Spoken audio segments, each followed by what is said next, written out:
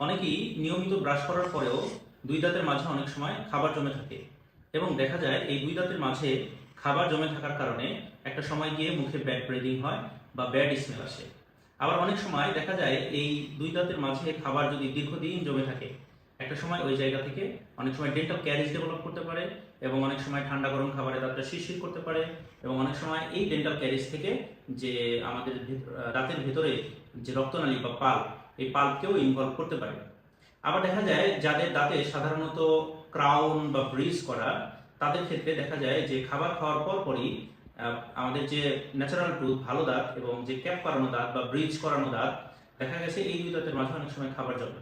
আবার যারা নাকি ডেন্টাল ব্রেসেস ট্রিটমেন্ট নিচ্ছেন, অথবা দেখা যায় যাদের সাধারণত দাঁত অনেকটা আঁকা বাঁকা, তারা দেখা যায় অনেক সময় ডেন্টাল ব্রেসেস ট্রিটমেন্টের শরণাপন্ন হন। এক্ষেত্রে দেখা যায় ওই দাঁতের ব্রেসেস থাকার কারণে ওই ব্রেসেস এবং দাঁতের মাঝে দেখা যায় যে খাবার জমে থাকে। তো আজকে কথা বলবো যে এই দুই দাঁতের মাঝে বা ব্রেসেস এবং দাঁতের মাঝে অথবা ক্রাউন করা দাঁত এবং ভালো দাঁতের মাঝে যে খাবার জমে থাকে, এই খাবারটা কিভাবে আমরা প্রতিরোধ করতে পারি। আমি যদি একটু দেখানোর চেষ্টা করি তাহলে আমার হাতে যে এই ছোট্ট একটা ডিভাইস, এই যে এই ডিভাইসটা একটু দেখানোর চেষ্টা করি। এই ছোট্ট ডিভাইসটা, এই ডিভাইসটার নাম হচ্ছে ইন্টারডেন্টাল ব্রাশ। ইন্টারডেন্টাল ব্রাশের সাধারণত কি কি সুবিধা, এই ইন্টারডেন্টাল ব্রাশ কারা কারা ব্যবহার করবেন এবং কারা কারা ব্যবহার করতে পারবেন না, এবং এই ইন্টারডেন্টাল ব্রাশ আমাদের জন্য সাধারণত কেন প্রয়োজন, এবং ইন্টারডেন্টাল ব্রাশ কিভাবে ব্যবহার করতে হয়। প্রথমত বলে রাখি যে সাধারণত যারা দেখবেন যে ব্রাশ করার পরেও দুই দাঁতের মাঝে খাবার জমে যায় এবং ব্রাশ করার পরেও একটা সময় গিয়ে শক্ত কোনো কিছু কামড় দিলে বা দেখা যায় যে অনেক সময় সকালে উঠে ঘুম থেকে উঠে থুতু ফেলতে গেলে সাধারণত মাড়ি দিয়ে রক্ত আসে, অথবা যাদের দাঁতে ব্রেসেস পরানো বা যাদের দাঁতে সাধারণত ক্রাউন বা ডেন্টাল ব্রিজ পরানো, তারা সাধারণত এই ডেন্টাল ইন্টারডেন্টাল ব্রাশ বা পেরিওডন্টাল ব্রাশ সাধারণত ব্যবহার করতে পারবেন। কেন ব্যবহার করবেন? দেখা যায় আমরা যখন সাধারণত ব্রাশ করি, এই ব্রাশটা দুই দাঁতের মাঝের যে ছোট্ট ফাঁকা জায়গাটা, এই ব্রাশের যে ব্রিসেলটা, এই ব্রিসেলটা সাধারণত পৌঁছাতে পারে না, যার কারণে দুই দাঁতের মাঝে যে ছোট্ট একটা গ্যাপ, এই গ্যাপটা সাধারণত 100% পরিষ্কার হয় না বা ক্লিন হয় না। সেক্ষেত্রে দেখা যায় একটা সময় গিয়ে এই দুই দাঁতের মাঝে খাবার জমে জমে মাড়িতে ইনফেকশন বা জিঞ্জিভাইটিস ডেভেলপ করে এবং একটা সময় গিয়ে অনেক সময় মাড়িতে ব্লাড বা রক্ত চলে আসতে পারে।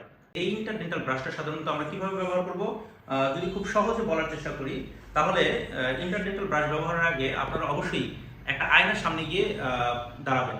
এবং সবচেয়ে ইম্পর্টেন্ট ব্যাপার হচ্ছে ইন্টারডেন্টাল ব্রাশটার নির্বাচন, অর্থাৎ এটা বিভিন্ন ধরনের সাইজ হয়ে থাকে, দেখা যায় small size, medium size, large size. তো আপনার দুই দাঁতের মাঝে ফাঁকাটা কেমন, অথবা ক্রাউন করা দাঁত এবং দাঁতের ন্যাচারাল যে দাঁত, এই দুই দাঁতের মাঝে ফাঁকাটা কেমন, এই ফাঁকার উপরে ডিপেন্ড করে আপনি আপনার ইন্টারডেন্টাল ব্রাশটা চুজ করবেন। চুজ করার পর যে আপনি আয়নার সামনে দাঁড়িয়ে আমি যদি একটু দেখানোর চেষ্টা করি তাহলে এই ইন্টারডেন্টাল ব্রাশটা খুব আস্তে করে দুই দাঁতের মাঝে সাধারণত পুশ করবেন। করলে দেখবেন যে অনেকটা ভিতরে ঢুকে গেছে, এবং ভিতরে ঢোকার পর সাধারণত 2 থেকে 3 বার সামনে পিছনে মুভ করবেন। সামনে পিছনে মুভ করার পর এই ইন্টারডেন্টাল ব্রাশটা বের করে ফেলবেন। এই সামনে পিছনে 2 থেকে 3 বার মুভ করার পর ইন্টারডেন্টাল ব্রাশটা দেখা যাবে যদি দুই দাঁতের মাঝে প্লাগ জমে থাকে, খাবারের কণা জমে থাকে, তাহলে এই খাবারের কণা এবং প্লাগটা সাধারণত বের হয়ে আসবে। এবং আপনি যদি দেখা যায় নিয়মিত ব্রাশ করেন এবং ইন্টারডেন্টাল ব্রাশটা ব্যবহার করেন, তাহলে সেক্ষেত্রে দুই দাঁতের মাঝে খাবার জমতে পারবে না এবং দুই দাঁতের মাঝে যে প্লাগটা জমতে পারবে না, যার কারণে আমাদের মাড়ির যে মাড়ির ইনফেকশনটা হবে না বা জিঞ্জিভাইটিসটা হবে না, এবং ব্রাশ করতে গেলে সাধারণত রক্ত আসবে না। এবং আমরা সকালে যে ঘুম থেকে উঠে অনেক সময় খেয়াল করি যে ব্রাশ করতে গেলে ব্লিডিং হয় বা রক্ত আসে, এই সমস্যার সম্মুখীন হতে হবে না।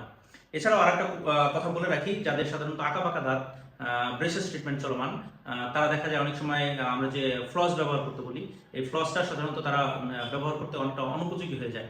সেই ক্ষেত্রে তারা যদি ইন্টারডেন্টাল ব্রাশটা ব্যবহার করে, দেখা যায় যে তারাও এই সাধারণত খাবার জমে থাকার যে প্রবণতা, এটা সাধারণত আস্তে আস্তে কমে থাকে এবং দেখা যায় যে ইনফেকশনের যে চান্স বা জিঞ্জিভাইটিস ডেভেলপের যে চান্স, এই চান্সটা অনেকটা কমে যায়। সর্বশেষ একটা কথা বলতে চাই যে ইন্টারডেন্টাল ব্রাশটা সাধারণত দৈনিক কতবার ব্যবহার করবেন, এটা ডিপেন্ড করে পেশেন্ট ওয়াইজ। দেখা যায় অনেকেরই দুই দাঁতের মাঝে খাবারটা অনেক বেশি জমে, তাদের ক্ষেত্রে 2 বার বা একাধিকবার ব্যবহার করা লাগতে পারে। আবার অনেকেরই দেখা যায় যে মাঝে মাঝে দুই দাঁতের মাঝে খাবার জমে থাকে, তাদের ক্ষেত্রে ব্যবহারটা কিছুটা কমে আসবে। তবে যাদের সাধারণত নিয়মিতই খাবার জমে, তাদের জন্য উপদেশ হচ্ছে যে রাতে ঘুমানোর আগে এবং ব্রাশ করার আগে বা ব্রাশ করার পরে ইন্টারডেন্টাল ব্রাশটা ব্যবহার করতে পারেন। এক্ষেত্রে দেখা যায় যে আমাদের যে উপকারিতা কম্পারেটিভলি অনেকটা বেশি পাওয়া যাবে। আর সর্বশেষ একটা বিষয় সতর্ক করতে চাই যে শুরুতেই যদি আপনি ইন্টারডেন্টাল ব্রাশ ব্যবহার করেন, দেখা যায় অনেক সময় সেই ক্ষেত্রে ইন্টারডেন্টাল ব্রাশ ব্যবহারের সময় মাড়ি দিয়ে রক্ত আসতে পারে, কারণ আপনার দাঁতে দেখা গেছে যদি আগে থেকে ইনফেকশন থাকে সেক্ষেত্রে ইন্টারডেন্টাল ব্রাশ ব্যবহারের শুরুতে ব্লিডিং হতে পারে। এক্ষেত্রে ভয়ের কিছু নেই, 2 থেকে 3 দিন ব্যবহার করার পরেও দেখা যাবে যে ব্লিডিংটা কমে এসেছে বা ব্লিডিংটা একদমই নেই। তো সবাই ভালো থাকবেন। এবং দেখা যায় যদি এই ইন্টারডেন্টাল ব্রাশ ব্যবহার করার পরেও মুখে ব্যাড স্মেল থাকে এবং দেখা যায় যে আপনার সমস্যাটা রয়ে যায় অথবা মাড়ি দিয়ে রক্ত আসে, তাহলে আপনার নিকটস্থ একজন পিডিএস ডিগ্রিধারী চিকিৎসকের দেখাবেন।